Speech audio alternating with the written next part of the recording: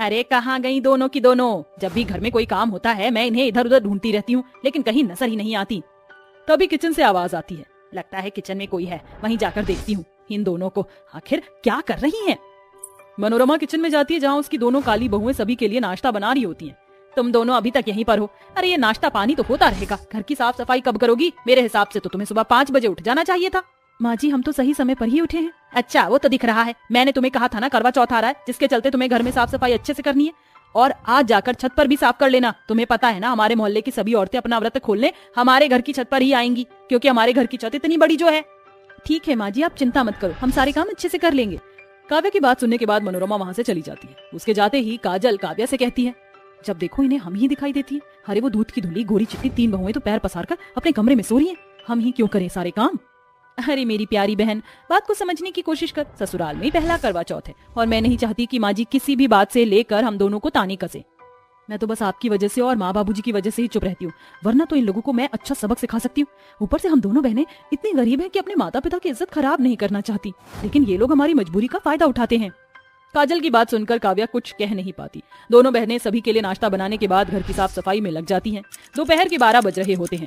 तब मनोरमा की तीनों गोरी बहू नींद से उठकर आती हैं। अरे माँ जी हमारा ब्रेकफास्ट अभी तक तैयार नहीं हुआ है क्या? सासू माँ कितनी बार कहा है हमारी सारी चीज टाइम टेबल से होनी चाहिए। अरे बहू तुम जरा बैठो तो सही, अभी तुम्हारा नाश्ता मंगवाती हूँ। मनोरमा अपनी काली बहू को आवाज लगाकर नाश्ता लाने के लिए कहती है। तभी मनोरमा की तीसरी बहू कहती है, पता नहीं ये घर है या फिर जंगल, खाने को यहाँ तो कोई टाइम टेबल ही नहीं है। हमारे नाश्ते का हमारे मायके में हम लोग कितनी खुशी से रह रहे थे और वहाँ पर हमें किसी भी चीज की कमी नहीं होती थी, क्योंकि 10 नौकर हमारे आसपास घूमते थे। मेरे होते हुए क्यों चिंता करती हो बहू, तुम्हें तो कमी मैं यहाँ भी नहीं होने दूंगी। अभी इन दोनों की वाट लगा कर आती हूँ।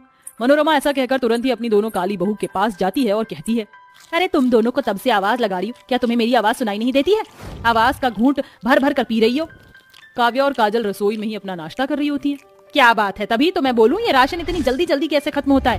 तुम दोनों यहाँ जो ठूस लेती हो फिर बाद में भी खाती हो, मेरी गोरी बहू के लिए नाश्ता बचेगा भी कैसे? ये बात नहीं है माँ जी, आप गलत समझ रही हो।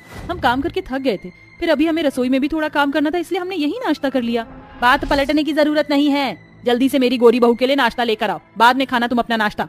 मनोरमा ऐसा कहकर चली जाती है, जिसके बाद काव्या और काजल दोनों तीनों गोरी बहू के लिए नाश्ता बनाकर डाइनिंग टेबल पर लगा देती हैं। चलो हमारा नाश्ता तो आया, बाकी के काम अब बाद में करना, अभी हम नाश्ता कर रहे हैं। इतने जाकर तुम दोनों हमारे कपड़े इस्त्री कर दो, हमें करवा चौथ की शॉपिंग के लिए जाना है। और हाँ मेरी बात सुनो, पिछली बार तो तुमने मेरे कपड़े प्रेस करके जला दिए थे। ये कपड़े तुम्हारे बाप की तनख्वाह से नहीं आते हैं, इसलिए ध्यान से प्रेस करना। अब जाओ यहाँ से। मनोरमा के साथ साथ उसकी तीनों गोरी बहू भी उसकी काली बहू को कुछ नहीं समझती थी। तीनों नाश्ता करके करवा चौथ की शॉपिंग के लिए निकल जाती हैं और यहाँ काली बहुएं अपनी गोरी जेठानियों के कपड़ों को प्रेस कर रही होती है। करवा चौथ का त्योहार हमारा भी तो आने वाला है, ऊपर से हमारे पति भी दुबई गए हैं, पता नहीं कब लौटेंगे। हमारे पति भी तो यहाँ नहीं रहते, अक्सर वो कभी कहीं तो कभी कहीं जाते ही रहते, वो भी हमें पूरा समय नहीं दे पाते, तभी इस घर में हमारे साथ ऐसा बर्ताव होता है। काव्या और काजल एक दूसरे से अपना दर्द बांटती हैं। इधर तीनों गोरी बहुएं बड़े बड़े शॉपिंग मॉल में शॉपिंग कर रही होती हैं और वहीं अपने पतियों को बुला लेती हैं।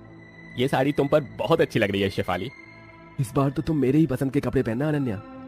देखा तुमने नीतिका, उन दोनों ने अपने लिए कुछ न कुछ पसंद कर लिया और तुम्हें तो इतनी देर से कुछ पसंद ही नहीं आया। इतना कुछ है तो सही, मैंने जो पसंद किया है मुझे वो सब कुछ खरीदना है।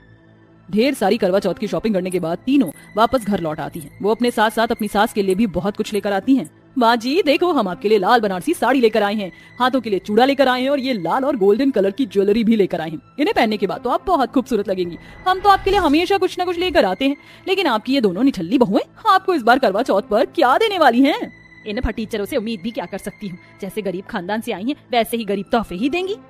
ये सुनकर उन दोनों को बहुत बुरा लगता है और वो अपने कमरे में जाकर रोने लगती है। किसी से कुछ ना कहने के बाद भी सब लोग उन्हें ताने देते रहते हैं। ऐसे ही कुछ दिन बीत जाते हैं और करवा चौथ का त्योहार आ जाता है। एक तरफ गोरी बहुएं अपने कमरे में सज सवर रही होती हैं, तो दूसरी तरफ काली बहुएं घर में साफ सफाई कर रही होती हैं। करवा चौथ वाले दिन भी उन्हें ही घर के सारे काम करने पड़ते हैं। शाम की पूजा का समय हो रहा है, चलो जल्दी से नहा धोकर तैयार हो जाते हैं। काजल और काव्या दोनों अपने कमरों में जाकर अपनी सिंपल साड़ी पहनकर तैयार हो जाती हैं। उन्हें देखते ही गोरी बहुएं कहती हैं, अरे अरे देखो तो सही, ब्लैक ब्यूटी आ रही हैं। हम चमके या ना चमके, सभी औरतों के बीच में ये ब्लैक ब्यूटी तो जरूर चमकेंगी। अरे हमारा रंग काला है तो इसमें हमारा क्या कसूर है? और फिर हम अपने पति के लिए सज सवर कर आई हैं, ना कि तुम लोगों को दिखाने के लिए। ज्यादा कैंची की तरह जुबान चल रही है तेरी। अब तुम दोनों यहीं रहोगी और पूजा में भी नहीं आओगी। तीनों गोरी बहुएं पूजा में चली जाती हैं और उन दोनों को कमरे में बंद कर देती हैं। जिसके बाद दोनों को कुछ समझ नहीं आता। उन्हें करवा चौथ की कथा सुननी थी, जिसके चलते काव्या अपना दिमाग चलाती है और यूट्यूब से करवा चौथ की कथा सुनकर पूजा बहुत ही श्रद्धा के साथ पूरी करती है। अच्छा हुआ हमने कथा सुन ली, अब पता नहीं दरवाजा कब खुलेगा। तभी मनोरमा दरवाजा खोलकर अंदर आती है। तुम दोनों को यहाँ किसने बंद कर दिया? चलो चलकर शाम के खाने की तैयारी कर लो। शाम को मेरे 5 बेटे घर पर ही होंगे, उनकी पसंद का सब कुछ होना चाहिए। ये सुनकर दोनों बहुएं बहुत खुश होती हैं, क्योंकि पूरे 1 हफ्ते से वह अपने पतियों से नहीं मिली थी। इसी वजह से वो उनकी और उनके भाइयों की पसंद का सारा खाना बनाती है। जब रात को चांद निकल आता है तो वो भी अपना व्रत खोलने के लिए छत पर पहुंच जाती हैं, जहां बाकी की सभी औरतें और तीनों गोरी बहुएं भी होती हैं, लेकिन वहां विराज और विक्रम नहीं होते। ये देख दोनों मायूस हो जाती हैं और अपनी गोरी जेठानियों को अच्छे से करवा चौथ बनाते हुए उन्हें अपने पतियों की याद आ जाती है। कहाँ रह गए? पता नहीं हमारे पति, क्या उन्हें हमारी आज भी परवाह नहीं? तभी पीछे से विराज और विक्रम आ जाते हैं और खुशी से उनसे कहते हैं, अरे तुम्हें पता है मेरा प्रमोशन हो गया है, अब हम लोग यहाँ नहीं रहेंगे, हम यहाँ से अमेरिका चलेंगे। हम दोनों भाइयों ने खूब मेहनत करके अमेरिका की कुछ कंपनियां खरीद ली हैं। अब हम सब वहीं रहेंगे। ये सुनकर काव्या और काजल बहुत खुश होती हैं। तभी उन तीनों गोरी बहू के पतियों को उनकी कंपनी से कॉल आता है। फ्रॉड के चलते उन तीनों को कंपनी से बाहर निकाल दिया जाता है। ये उनके लिए बहुत बड़ा झटका होता है। और वहीं दूसरी तरफ काली बहू के पतियों का प्रमोशन देख शेफाली और नितिका को अपनी गलती का पछतावा होता है, क्योंकि करवा चौथ की शॉपिंग में ही उन्होंने अपने पतियों की सारी सेविंग्स खत्म कर दी थी और अब उनके स्टार्टअप के लिए उनके पास कुछ भी नहीं बचा था, जिसके चलते उन तीनों को काव्या और काजल की मदद चाहिए होती है। हम तीनों ने तुम दोनों के साथ बहुत बुरा किया, इसी के चलते भगवान ने हमसे सब कुछ छीन लिया। हमें हमारी गलती का एहसास है, हम तीनों बहनों को माफ कर दो।